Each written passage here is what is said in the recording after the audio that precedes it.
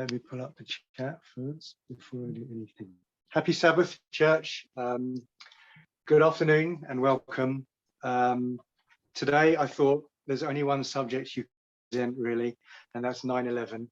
So as the world remembers 9/11 today, I thought we would try and remember the prophetic applications, the prophetic properties that we've placed at 9/11 as well. So as we do that, before we do that, let's open with prayer. I think I'll do a silent prayer today, if that's all right. Mm-hmm.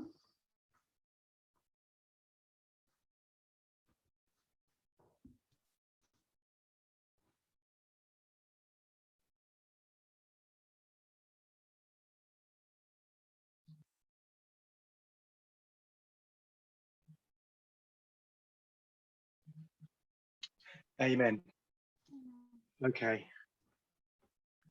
Right. So I thought as a plan, as a sort of a teaching plan, I would use the vow 24. The baptismal vow number 24 really really has everything about 9/11 in it. I included bullet point number 3 from vow 21 though, just because it's quite useful.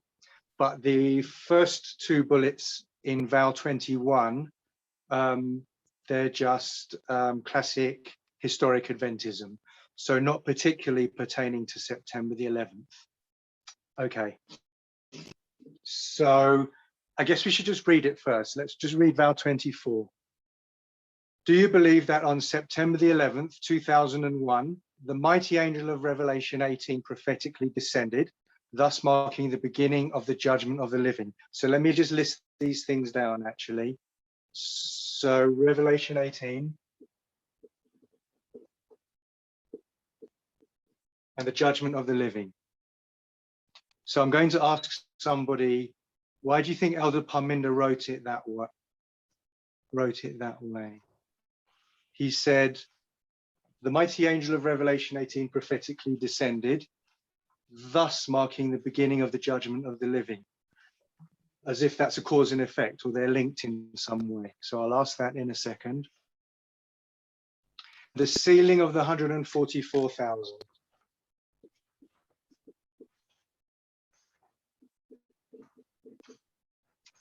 Okay.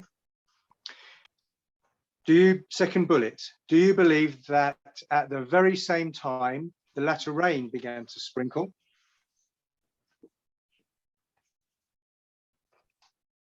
Upon the priests of Adventism, calling them to purify the Lord's temple?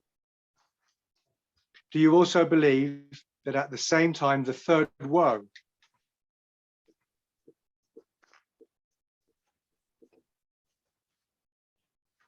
as represented by radical Islam, arrived into history? Okay, so we'll see how far we get just in the time that we have today. So just a note, I think if I was teaching this to somebody new, to a Levite, I think I would actually start here. This is the last point mentioned, but I would actually start here. And the reason for that is I think you have to establish 9/11 as a waymark in the first place before you start putting prophetic properties there. So for example, let's say you're teaching Acts 27 to someone and you've put the storm Euroclydon at 9/11, and they say, why is it 9/11? Why not any other dates in history? It's because you have to establish 9/11 as a way at all before you can start putting these things there. So again, I would start teaching the doctrine of 9/11 I would start with the third woe.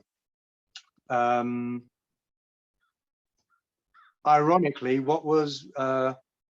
when God introduced 9/11 to the movement, what was the first doctrine which he introduced? Anyone know? Did he introduce 9/11 with Revelation 18 or judgment of the living or the sealing? What was the first doctrine that God introduced to us when he wanted to teach us 9/11?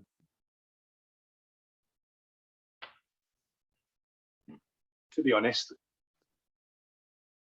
There's not many people that were there at the time. It was actually the third woe. It was the triple application of prophecy, and that's the order that God revealed it to us in. And I think that's the order that we should teach it in. That he gave us 9/11 being the third woe first, and subsequently he gave us these prophetic properties afterwards. Okay, so let's start. So I said I was going to ask this cause and effect. So Elder Parminder's written, the mighty angel of Revelation 18 prophetically descended, thus marking the beginning of the judgment of the living. Why do you think those two are connected? If you can answer, feel free to answer, but I'm going to start drawing the lines and moving on anyway. Right, so we'll do the judgment of the living first, because we already understand that it is a waymark. So for help with the judgment of the living, I'm going to turn to Val 21 and bullet point number 3. So let me read that now. It says, do you believe that this judgment began with the dead in Christ on October 22nd, 1844, and moved to the living saints on September the 11th, 2001? So what parable methodology is Elder Parminder using there in that bullet point? When he talks about October 22nd, 1844 being a judgment, and then he talks about September the 11th, 2001 being a judgment. What parable methodology is Elder Parminder using there? Let me see who's with us in case I need to pick on someone.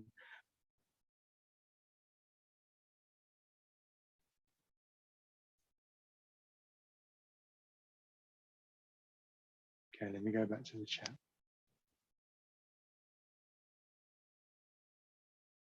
So does nobody know? Is it repeat and enlarge, alpha and omega, compare and contrast? Is it a chiasm? Okay, so the question is, if you read Val 21, bullet point number 3, it says Elder Parminder is using the judgment of the dead, October 22nd, 1844, to talk about, to introduce the judgment of the living, September the 11th, 2001. So what kind of parable methodology is he using there?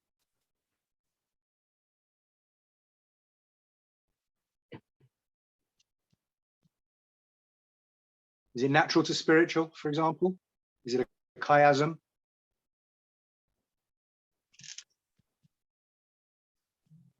Okay, I think we should. So I'm thinking he's using compare and contrast. Mm-hmm. I think he's comparing the judgment of the dead with the judgment of the living. So if we're going to do that, we're going to compare and contrast two lines. So we know we need to draw out the line of the 144,000. So let's do that now. Okay.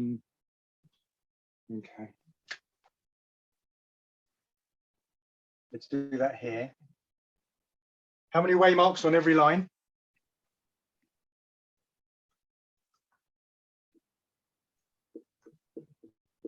5. Good. And what's the middle one always? What's midway? Sunday law. Good.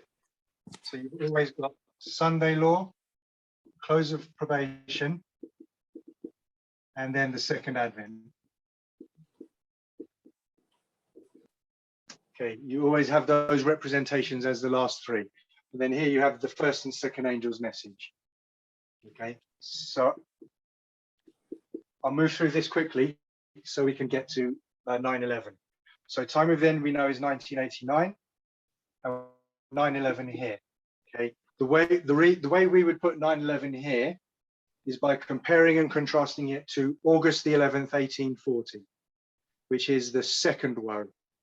And then you would teach the triple application of prophecy, and that's how you would place 9/11 as the second waymark on our line, okay, by comparing and contrasting it to August 11th, 1840. And that's how you can put Islam there. Okay, so that's our line. I haven't left myself much room. So now, what line do you want me to put to compare and contrast this line to, so that we can get the judgment of the living here? Okay, let me put it in. So the vow says the judgment of the living started here at 9/11, and Elder Parminder is comparing it to October 22nd, 1844. So what line do you want me to line this up with, to compare and contrast it with? Anybody know?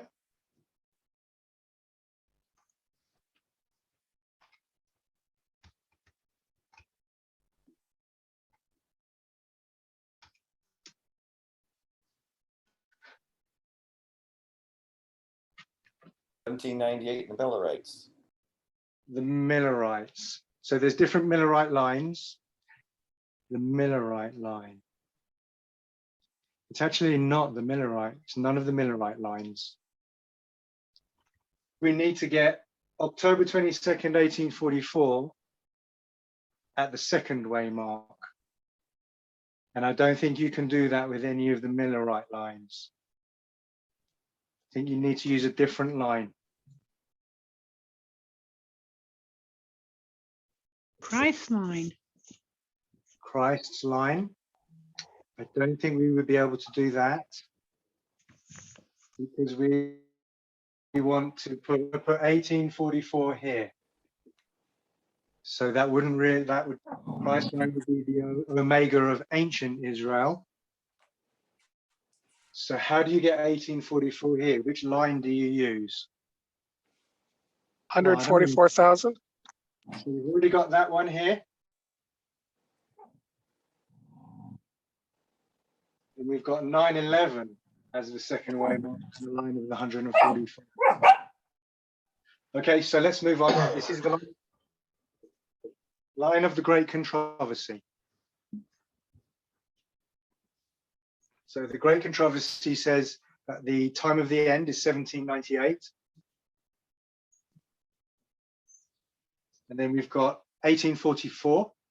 And then in the Great Controversy, you've got Sunday Law, Daniel 12:1,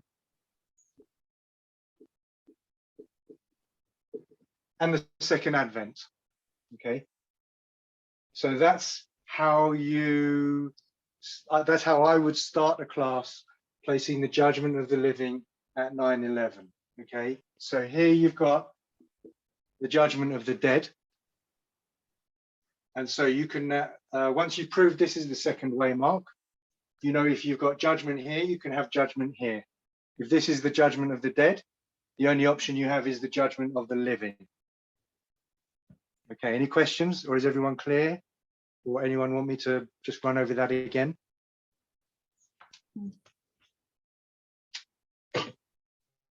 Okay, any questions, just shout out or put it in the chat.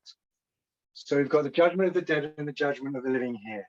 So this is where you're judged. If you're the 144,000, you're judged here. So you pass or fail your test here, and then that's it. You go to heaven. You're sealed. You're sealed, or you're not, or you're lost. Is that right? You're either sealed or you're lost here because you're judged here. Is that correct? That's what isn't that what we're saying? Or is something wrong there? So where's the great test? What is the great test to the people of God before the close of their probation, by which their eternal destiny is decided?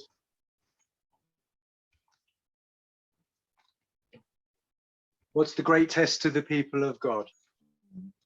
Before the close of their probation, upon which their eternal destiny is decided. So this is the great test. So if you're judged here and God says, oh, this 144,000 person, they accepted the third woe, because that's all we knew here. So that's great. So we'll give them a tick. Pass that test, so now they're sealed, because you've got the sealing there as well. They can just go to heaven. It's not right, is it? Because this is the great test. So does anyone know how we answer that? How is it that your judgment is here, but you've still got more testing to go? You've even got your great test, by which your eternal destiny is decided. So if this is our great test,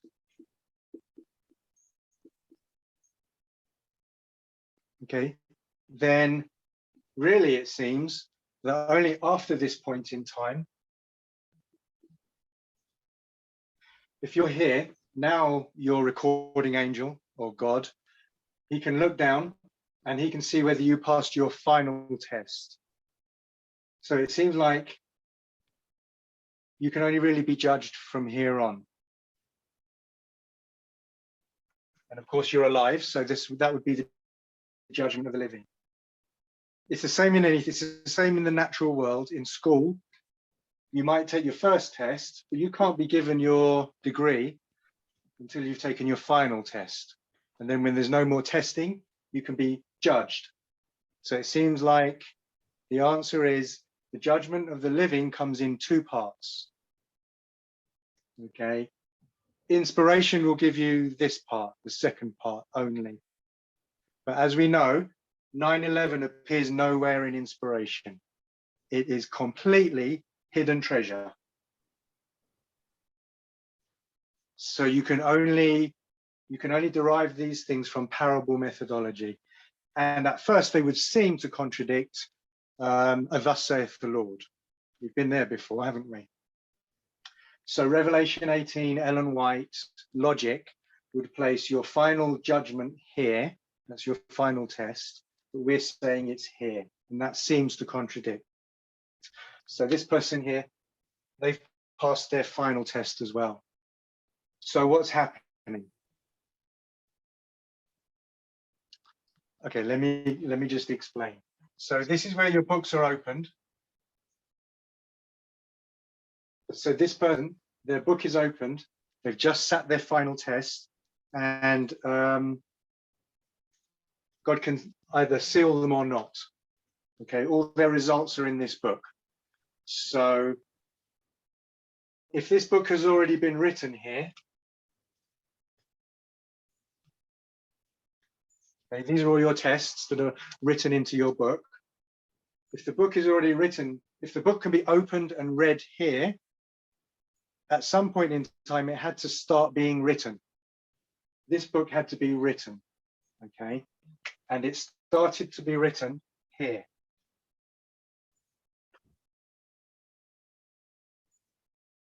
And that's because this is your first test. Is everyone following? Mm-hmm. Okay. This is your first test because you have the unsealing, the increase of knowledge, unsealing, increase of knowledge, formalization,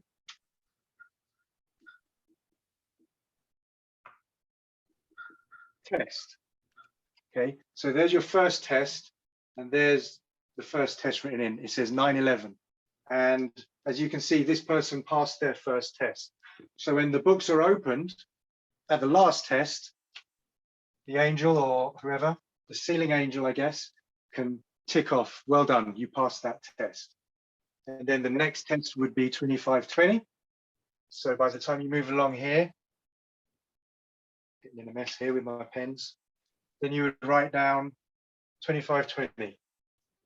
When the books are opened and investigated, then you can tick them off all the way along 2520, 126, time setting, fractals maybe, Ezra 7:9, midnight cry message, and then so on and so forth. Two streams, equality, that kind of thing. Okay, so this we call note taking.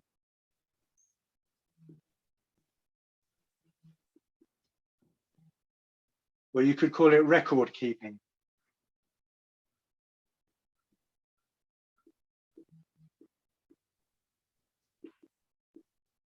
This is when the note taking or the record keeping starts. And this is when that process ends.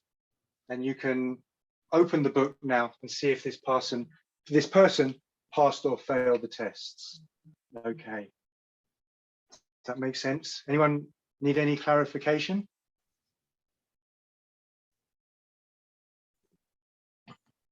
Or any questions? Okay. How would I draw these tests? What would these tests look like? What's a symbol of the testing messages? What symbol do we use for testing messages?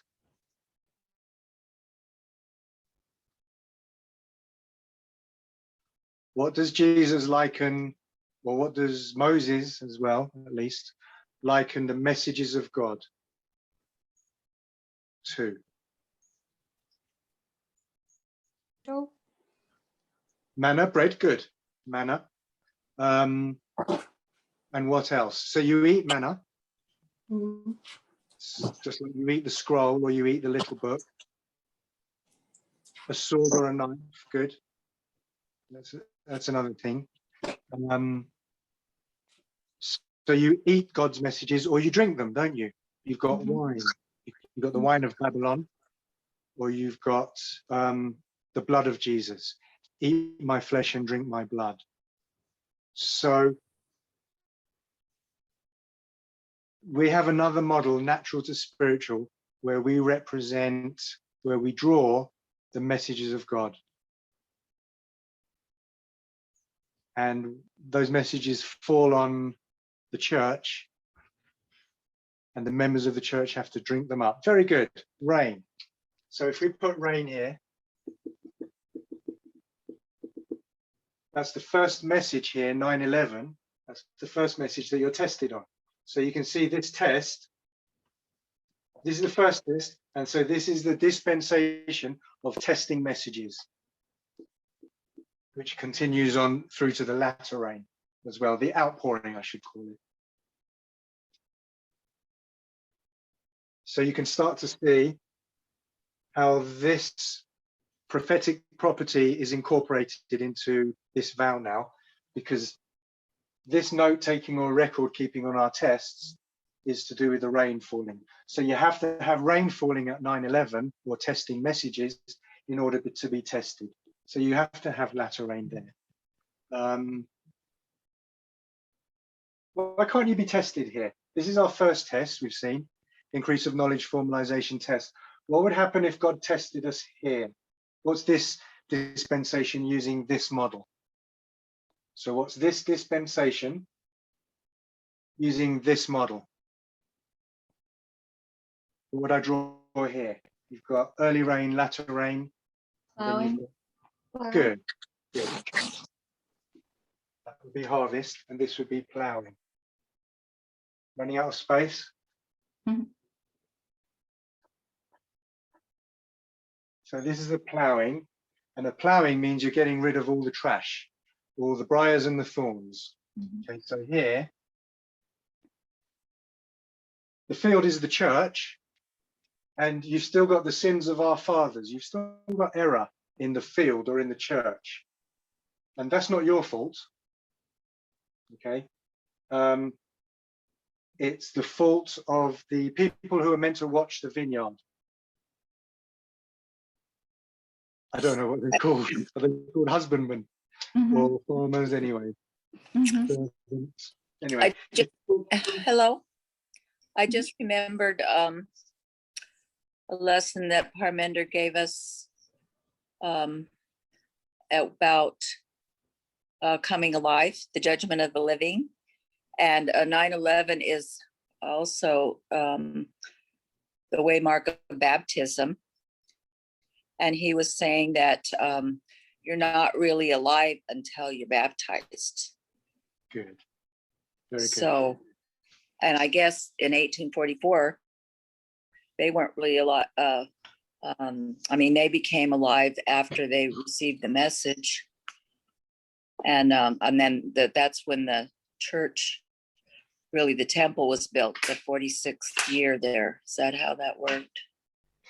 Something like. But anyway, that's the main thing I remember. That's the mark, the baptism, and that's when you become alive. So that's true. That's the 46 years. The temple is built, and now you can start to come on board. So this would be the same as when Noah's Ark is built. You can start to come on board, and so forth. So you're also right here. The seed is sown here. So the field has been ploughed. The sins of our fathers and all that prophetic doctrinal has been cleared out of the field now. That's God's job. It's God's job to clean up the church from its error. To be honest, it was meant to be the leaders of the church, the Adventist pastors and leaders. But they didn't do a good job. They were negligent and they weren't filled. So it just grew up briars and thorns and error.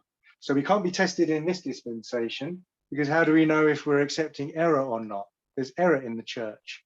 And so it wouldn't be fair to test us here. So God has to first give us an increase of knowledge and then a formalization before he gives us a test, and plow all that trash out. Now it's fair for him to test us. So we're on the model of agriculture.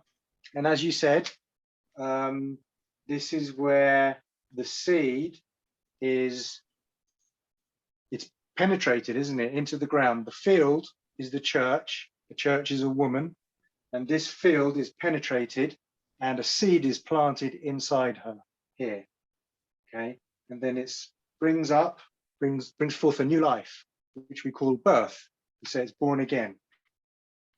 So first the blade, then the ear. Can't really draw those things. But anyway, this is the new life being brought up out of this woman or this church or this field, which has had a seed planted in her here. Judgment of the living. Right, and you brought out the point that if you're born here, you can't be judged before that point. So there's another reason why the testing can only start at 9/11, because you're not even born before 9/11. You're in the womb or whatever. You're just a thought, perhaps. And so you can only start recording your behavior after you're born and you start behaving. Okay. One more thing to point out is that when you're tested on these testing messages, which are prophecy. These are prophetic messages. It's not morality. It's not morality alone. And prophecy and morality can't be separated. So it's not morality alone. You're not just tested on how unselfish you are, or how kind you are, or how nice you are, for example. You're tested on these messages that we listed. Any thoughts? Any other thoughts while I think this through? The other thing, this is the story of the field, of the church. It's a corporate application. So you might say, I wasn't even in the message at 9/11. Well, some people weren't even born who are now in the message at 9/11. How can they start to be tested? So the way we answer that, I can't really ask these questions because the answers are quite long. Usually I prefer to throw things at you, throw questions at you. But so this is a corporate line, not an individual line. And this is when the doctrine of 9/11 arrived, which is a prophetic doctrine. And so if you only join the movement here, when you're taught the doctrine of 9/11, then you would symbolically be placed at this waymark. And then, say it takes you a few weeks to learn the third woe and you accept it. Even though you're standing here individually, you get a tick back here at 9/11. Okay. Any questions? I'm just checking I haven't forgotten anything. Does anyone remember the definition of morality and the definition of prophecy that Elder Parminder has taught? Anybody remember?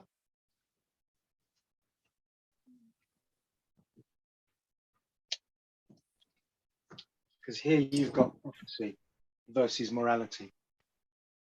Most Hello, Adventists will- can you hear me? I just have a quick question. Where did you say the third woe was placed again? I kind of got a little confused So the third when one, you were. the third row is 9/11. These are all the prophetic events that we place at 9/11. So we place the third row here. We use the triple application of prophecy and compare and contrast it to August the 11th, 1840, particularly, which is the second row, but we also incorporate the first row here. So in other words, the first and the second row repeat at the third row, or 9/11. Is that okay? Yeah, but I was just kind of thinking about, like, you know, how we begin to understand, you know, that when it comes to 9/11, it was, and what, you know, Ellen White has said, the testimony that we recognize it's like a, how can you say, it's like an earnest, so to speak, of like what would actually happen at the Sunday Law. Sorry.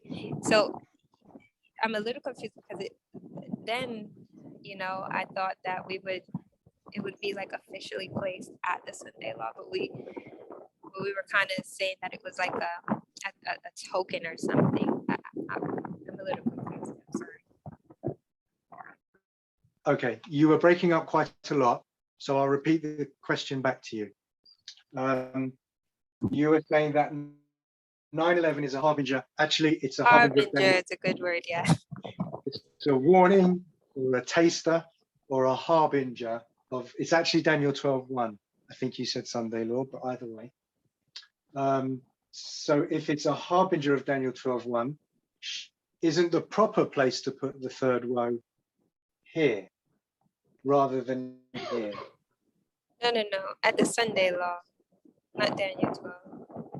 At least that's what I was thinking, because I was like, you know, I think, you know, the harbinger is like, okay, when those towers fall, etc., then if I'm not mistaken, is that where we're also placing the Islam?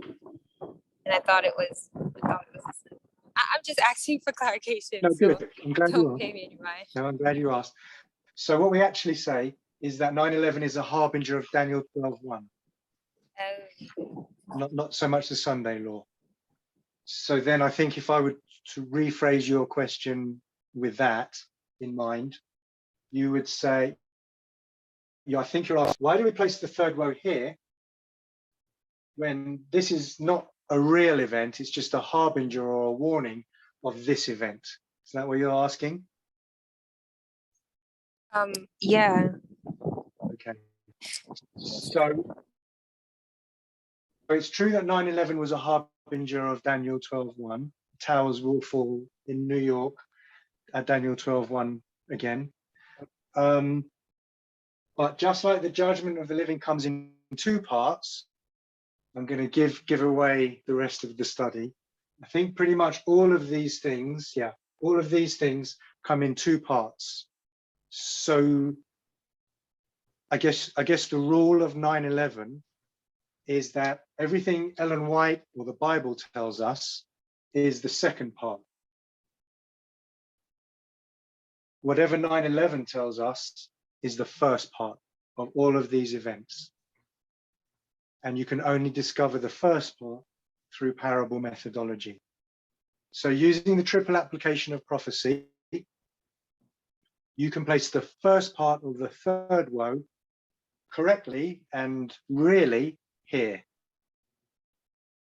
And the first part of the third woe is just a harbinger to the second part of the third woe. Okay, so it's a 1A and a 1B, basically. Kind of. So basically, if we're using third woe language, we would be saying this is where Islam first hurts the army of Rome, America, and this is where Islam kills the army of Rome, because the four winds are loosed here. And the four winds, the east wind is Islam. So in the third woe, you've got two parts. You've got the hurting and the killing of the army of Rome, America. Does that make sense? Yeah. Okay, good. Okay. Agriculture. So I think that's the judgment of the living. That this is the record keeping, and this is the reading. The books are opened and read. Okay, we're doing good for time. So the judgment of the living is pretty closely connected to the sealing. So let's do the sealing next. So we've done this one.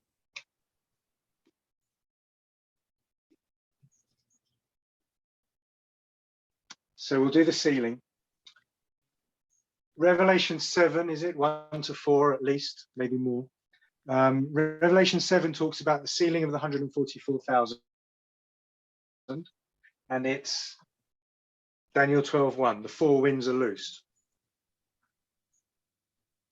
So again, inspiration puts the sealing of the 144,000 here, which makes sense because this is our final test. If you've passed your last test and there's no more tests to sit, then God can look down at you round about here and say, this person has passed their final test, so they're sealed. They're fit to go to heaven. Or if you fail your last test, obviously, like in a university, you don't get your degree. And so you don't go to heaven, you don't get your reward. So it stands to reason that you can only be sealed after your last test. And Revelation 7 says it's when the four winds are loosed, which is at Daniel 12:1. So again, inspiration, it looks like we're contradicting inspiration because we're saying the sealing of the 144,000 is here. So you all know the answer to this one. Why is it here? Oops.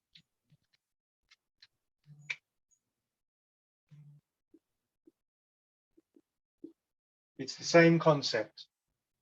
It's the same concept as rain comes in two parts. Ellen White or Revelation 18 will tell you that the latter rain starts at the Sunday law because they don't talk about the first part. Revelation 7 tells you about the second part of the sealing, doesn't tell you about the first part. Okay. It's the same logic. Parable methodology tells you about the first part, and it's exact, to me anyway, it's exactly the same logic as the judgment of the living. As you tick off, as the angel ticks off passing your tests, 2520, 126 time setting, you're being sealed progressively.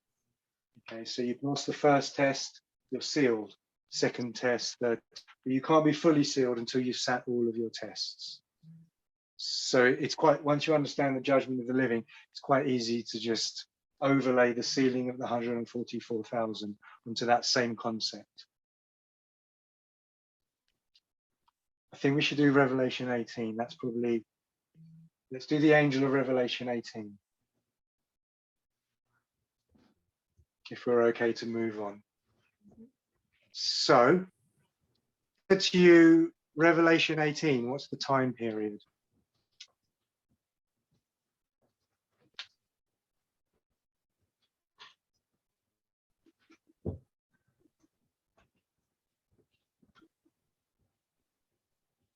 I ask you a question?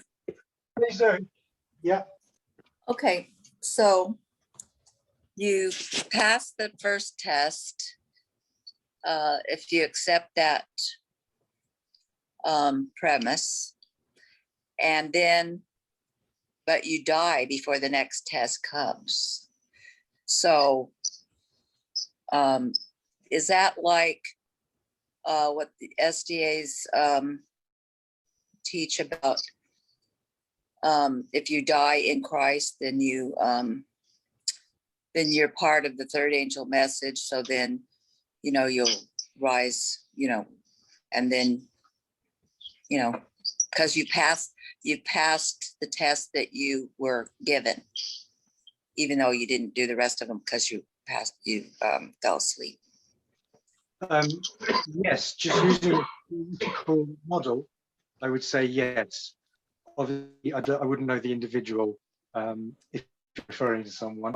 So we know you also keep the 10 Commandments, for example. So if that, in theory, if that person was keeping the 10 Commandments and they died somewhere here and they were on the message and passed their tests, then using this model, I think that they would be saved. The concept I would use is that you're perfect at every stage of growth. So you died perfect. So I don't know how to draw first the blade, then the ear, then the full corn in the ear. I'm just going to draw a bigger plant. It's growing here. I think it looks a bit like this. Yeah. So whatever stage of growth you're at, and wherever you die, you're perfect at that stage of growth. So if you accepted 9/11 then died, you would be a perfect seed. You would be a perfect blade, first the blade, then you'd be a perfect ear, or if you died here, you'd be a perfect full corn in the ear, even if you didn't make it to here, to the harvest. Does that make sense? Yes. And then you asked a question a while ago about the difference between morality and prophecy. Oh yeah. And I can't remember exactly how to say it, but morality is good behavior and bad behavior. And prophecy is when you're tested by God on that behavior. On that behavior. That you're passing the test of good behavior, bad behavior according to God's tests. Okay. So So if I think that has to do with interaction between people. You could have, good behavior and bad behavior, but only when God comes into it and his judgment, then that's when it becomes prophetic. Yes. Okay. I can never remember it. So I've actually got it pulled up ready. And this is what it says. So I don't know why I can't remember this. It's really not that hard. It just doesn't stick in me. The definition of morality is moral issues related to people. And that's what you said. And the definition of prophecy is moral issues controlled by time. Oh, controlled by time. Controlled by time. So I think what Elder Parminder means there is, if I asked you, is slavery a test, a prophetic test for us, or racism? It's not. Our prophetic test is gender, because it's controlled by time. If we were in 1850 and I asked you, is slavery and racism a prophetic test for us? You'd say yes.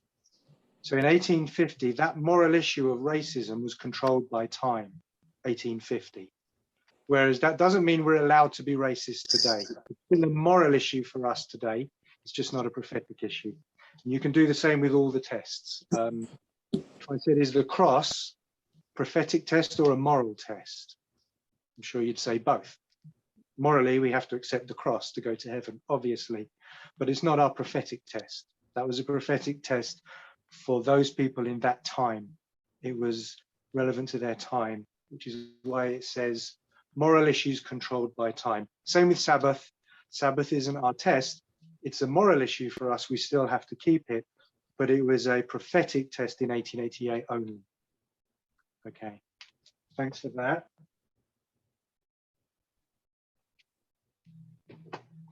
Okay, so let's have a look at Revelation 18. So if I said to you, how much time do we have? Okay, if I said to you, what time period is Revelation 18? What would you say? What time period is Revelation 18? What event? Where would you put Revelation 18 on this, on either of these lines? 9/11. Yes, but I didn't want you to say 9/11. Sunday law. Okay, you're actually right, but I wanted you to be wrong. Sunday law. So the classic, do we call it original intent? I think you call it original intent. If you just said to any any Adventist, what's Revelation 18? They'd say Sunday law. Okay. Revelation 18 verses 1 to 3 is the Sunday law. So you put it here.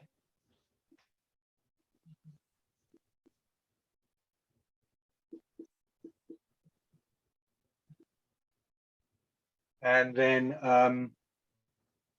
so you've got Revelation 18, 1 to 3 is the Sunday law. And then 4 onwards is the loud cry. You can see the loud cry comes after the Sunday law. Okay, so inspiration says the angel of Revelation 18 comes down at the Sunday law. Again, we seem to contradict inspiration and say the angel of Revelation 18 comes down at 9/11. And again, it's exactly the same principle. The angel of Revelation 18 comes down in 2 parts. And inspiration only gives you the second part. Parable methodology gives you the first part.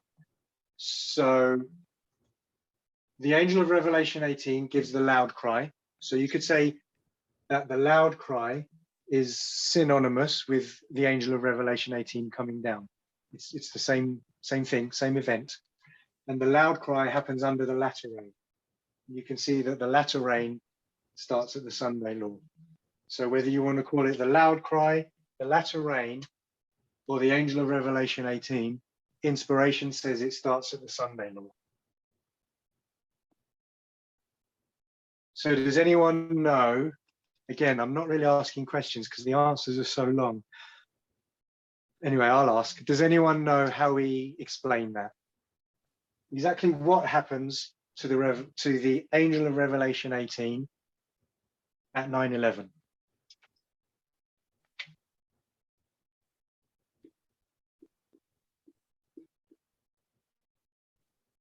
What happens to the angel of Revelation 18 at 9/11?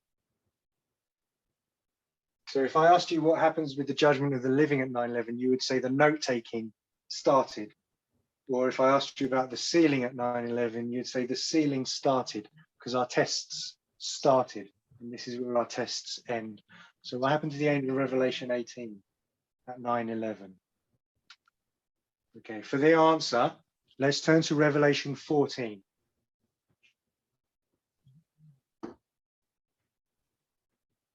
Okay, let's turn to Revelation 14. Keep a check on me when I give the verses. I'm not very good at remembering the verse numbers, but I think, and another angel, I saw another angel flying in the midst of heaven with the everlasting gospel to preach unto them that dwell on the earth. So the first angel is, I think, is Revelation 14, verse 7. That's the first angel flying in the midst of heaven. You got it. Well done. Who is that? Okay, well done. It arrives.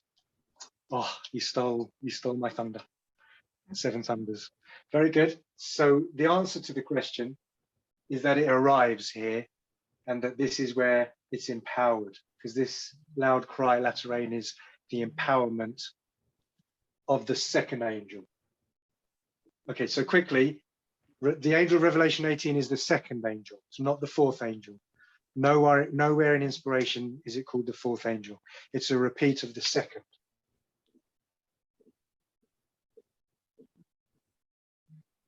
Okay, so this is a repeat of the second. Here it arrives, and here it's empowered. Well done. So back to Revelation 14, verse 7. It says, I saw another angel flying in the midst of heaven. That's the first angel. And so we call that the arrival. That's 1798. And Ellen White says that. She says basically that the first angel arrived or was unsealed in 1798. I think it's just straight out of the Great Controversy. So you could put 1A here.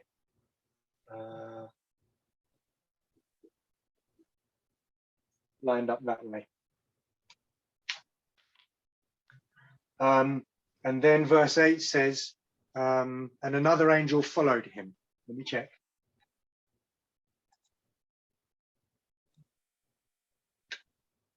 So that was actually verse 6. And I saw another angel fly in the midst of heaven. And then verse 8, and there followed another angel. So there's another angel, which we know verse 8 is the second angel.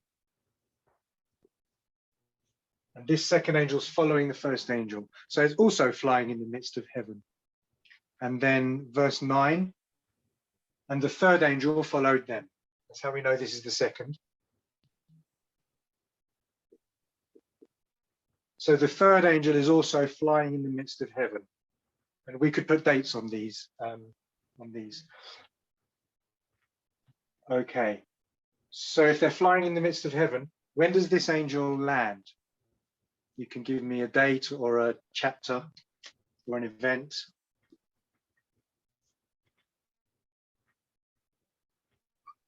So there's a picture of the world. When does that first angel land?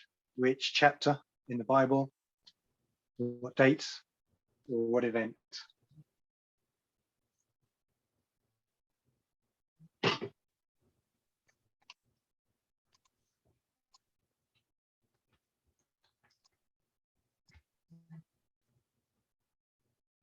Okay, so the empowerment of the first angel. Yes, well done. That's good. Someone says when the Ottoman Empire fell. So that was August the 11th, 1840, when the first angel's message was empowered. And the chapter is Revelation 10. So if we read from Revelation 10, it says, and I saw another mighty angel come down from heaven. That's the first angel. It's this one. He came down from heaven. Verse 2, he had in his hand a little book open. That's the book of Daniel, specifically, I guess, chapter 8, verse 13, 14. And then in verse 2 of Revelation 10, he says, and he set his foot upon the sea, and he set his right foot upon the sea, and his left foot on the earth. So when this angel comes down,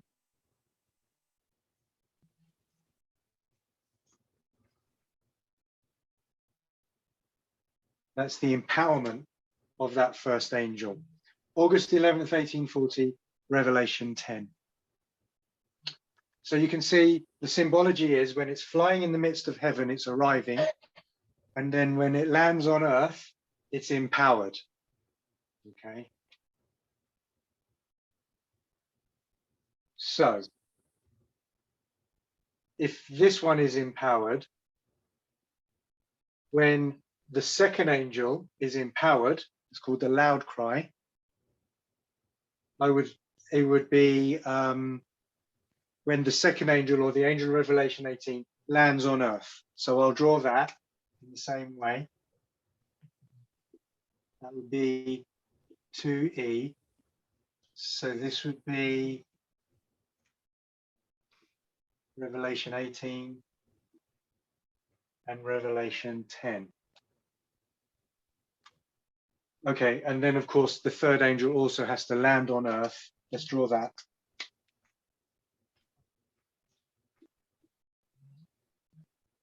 So 3E. When is 3E? What event is 3E? In fact, what does empowerment mean? How do we define an empowerment?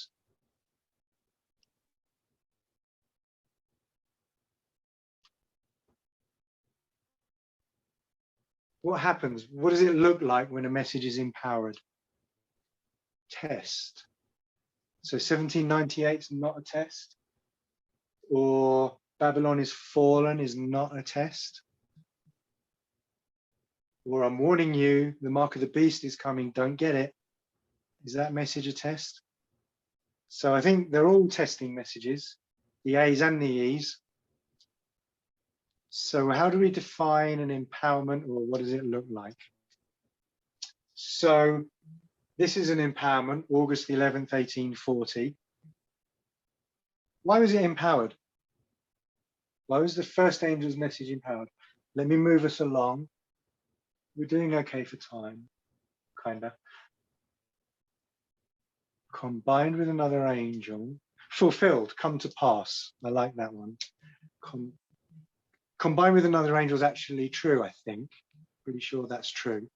I'm pretty sure that's consistent all the way through. Fulfilled, come to pass to assure God's people. Yes, all correct. So here, 1A is 1798, and through the increase of knowledge and formalization, which is day for a year. That's day for a year. Sounds like parable methodology to me. One literal day is one symbolic. One symbolic day is one literal year. Anyway, this is day for a year. And Josiah Litch said, you know what? If this is true, then the Ottoman Empire should fall on August the 11th, 1840. And when it was fulfilled or come to pass, everyone saw it came true. And so great power was added to that message. Basically, everyone goes, wow, this methodology is true. This message is true. Wow, let's sign up. Let's all get baptized into that church. We believe it now. So there's a widespread and sudden acceptance of the message. A great impetus, Ellen White says, was added to the movement. So with that in mind, the third angel's message is don't receive the mark of the beast. So when is the mark, I'm telling you now, when is the mark of the beast?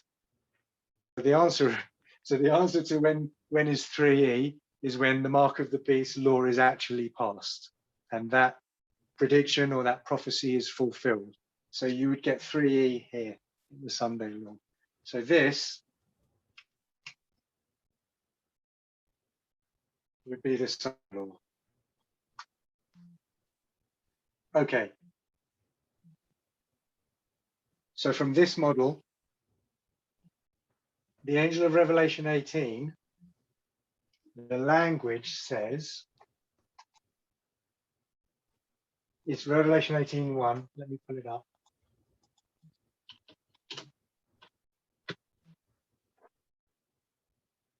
So the angel of Revelation 18 verse 1 says, and after these things I saw another angel come down from having great power. So this is the empowered. And the earth was lightened with his glory, because he's not in heaven anymore. In Revelation 18, he's now lighting the earth with his glory and power.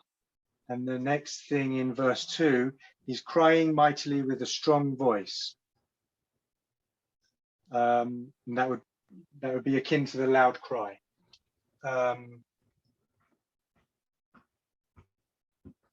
So we place Revelation 18 here because it's the empowerment, or I should say inspiration places it here because it's the second part.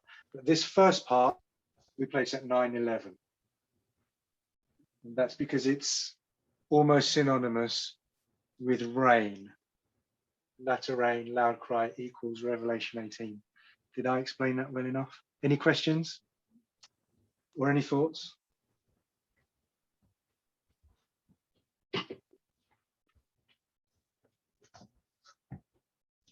So the angel of Revelation 18 comes in two parts. First of all, he arrives flying in the midst of heaven.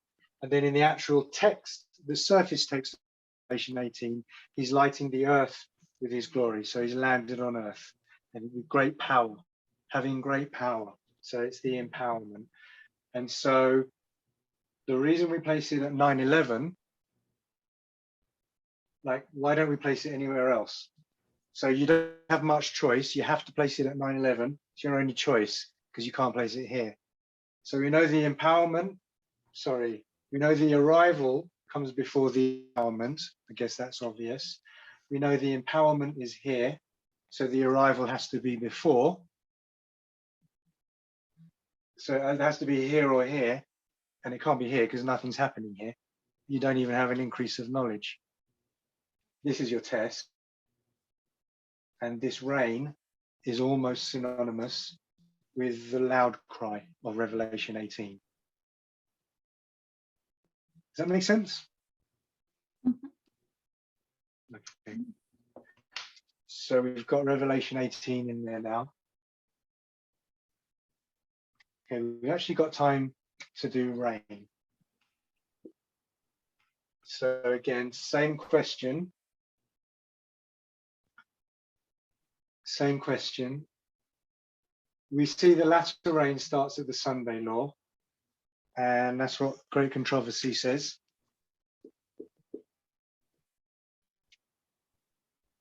And that's what Revelation 18 is.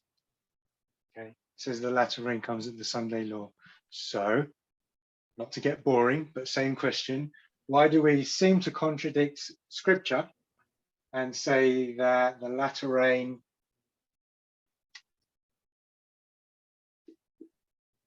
arrives at 9/11? So there's a clue in the text. There's a clue in the vow. It says, do you believe that at the very same time the latter rain began to sprinkle? So judgment comes in two parts, sealing comes in two parts, a beginning and an end. Revelation 18 comes in two parts, arrival and an empowerment, and rain also comes in two parts, sprinkling, good. So this is the latter rain, but it's just the sprinkling, and that's what the vow says. So 2a, I wonder if you could do this. 2a brings a sprinkling, and 2e brings the outpouring.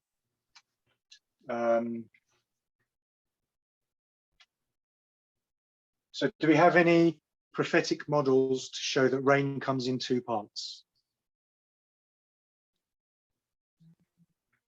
Because we use Revelation 14 to show that angels' messages comes in two parts.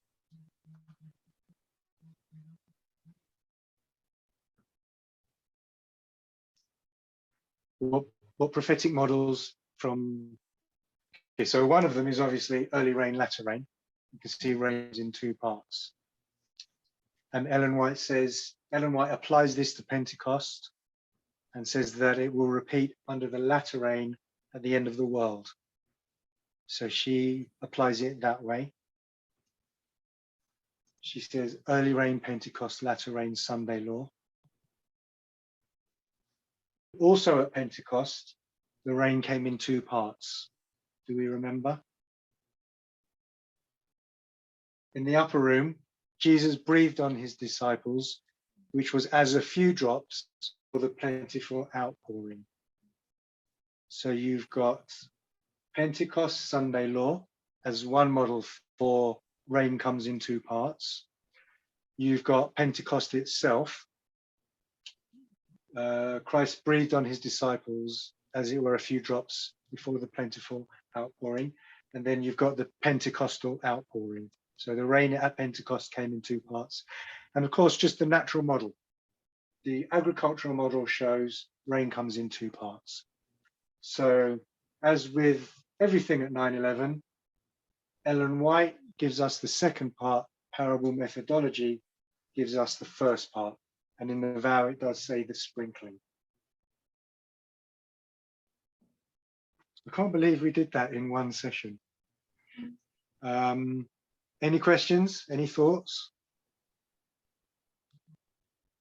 Yes, could you go over the rain again? If we call it the latter rain at 9/11, but on the agricultural, it's former rain showing the sprinkling, right? Yes. So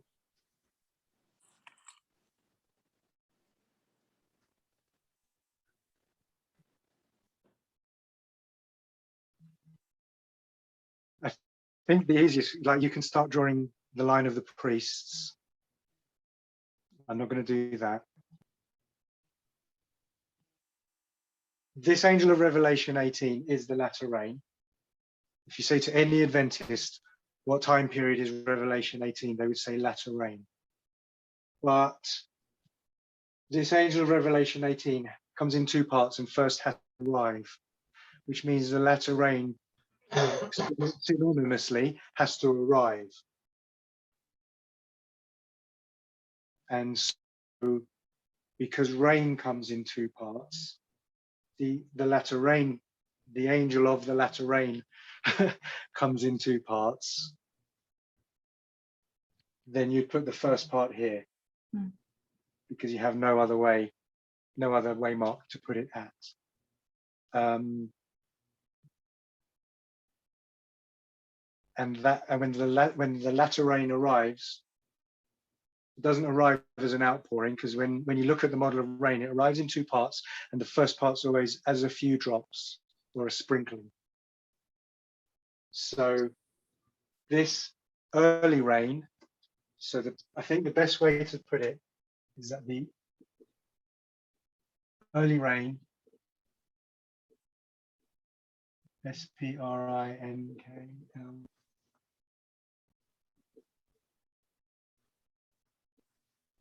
I'm not sure if my camera's very well lined up, but I think maybe the best way to word it is that the sprinkling of the latter rain is the early rain for the 144,000.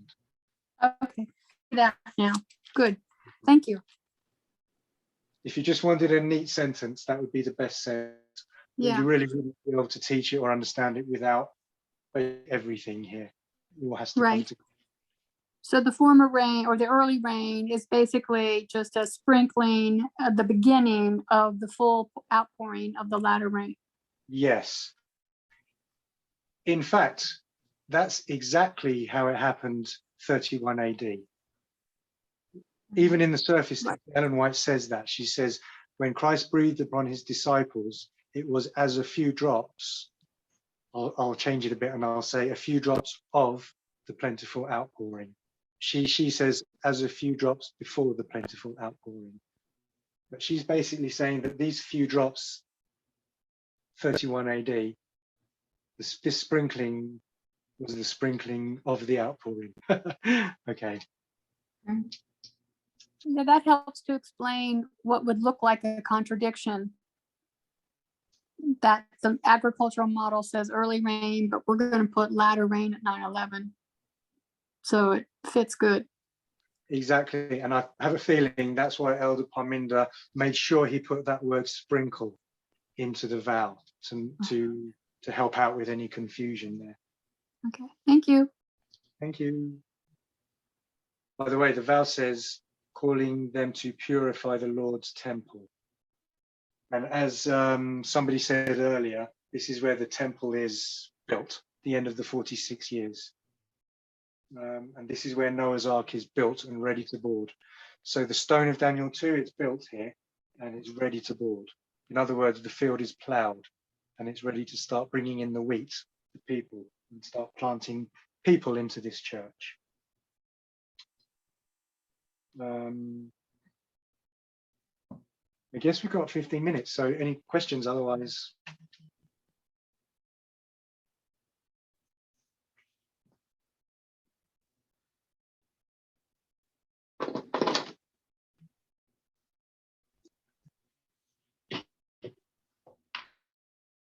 Okay, should we close? Oh, could I just say something? Sure, please do. So the plowing is between 1798 and 1844. And 1844 is also, that second waymark there is also the second woe, which is in 1840, right? And that, Yes. and then that's also where you eat the book. Is that where you eat the little book?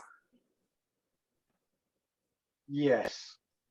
And so, and in order, I mean, you can't be I mean, part of the beginning of the testing of the 100 of the, you know, I guess the 144,000 and all that would, you know, symbolically is you got to eat that little book or you can't carry on. So like you were saying, even if you come in later, like we came in 2017, we had to understand and eat that little book, and then sort of like catching up with our testing process, you know. And then those things have to be, they're prerequisites before you can continue. So in a way, then you have that little sprinkling because, you know, it goes along with the agricultural model, but it's kind of an indication that that process has started with those who've eaten the little book and are prepared to continue on the course to continue being tested. Yes, that sounds good to me. Even though this is the first test, God can't actually call these tests because there's still error in the church, in the field. But you're right that you have to accept them or you wouldn't move on anyway. So, yeah, you do have to eat the little book all the way along, really. You have to eat all the messages. The stone of Daniel 2 starts to be cut out here at 1989. So you have to be on board with these doctrines as well, which is We aren't really consciously aware of that. I mean, because God is plowed, just like the Levites and the Methanims are being plowed unconsciously, but God is leading you to that point where you can start being tested. Yes. The unsealing, at the unsealing, nobody really knows what's going on, especially this unsealing, 1798. Aaron, there were people that were that are in this movement who are priests that weren't even born in 1989. And so it's clear to me, as Parmenter describes it, that if you come in at any point along the way, as each progressive dispensation comes, the test becomes higher, the hurdle gets higher. And so if you're able to jump that hurdle, that means that any hurdle that comes before you have to learn about, but they're easier to pass because each test is progressive and the hurdle gets higher. And that's how it would be explained. It's a good explanation. Yeah, that's nice. Yeah, I don't have anything to add to that. That's good.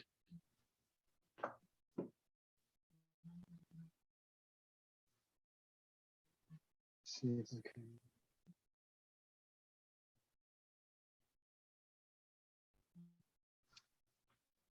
can. Okay. Unless there's anything else, shall we close with prayer? Let's close with prayer. Dear Heavenly Father, as the world remembers 9/11, thank you for reminding us of the prophetic properties of 9/11 and help us not to forget that it really was just a harbinger of things to come. So as we enter much more serious times now, in the next few weeks and months specifically, we pray that you'll give us a solemnity and a seriousness of heart to dedicate ourselves to giving first the midnight cry and then the loud cry of Revelation 18. So we thank you, Father, in Jesus' name. Amen. Amen. Thank you so much.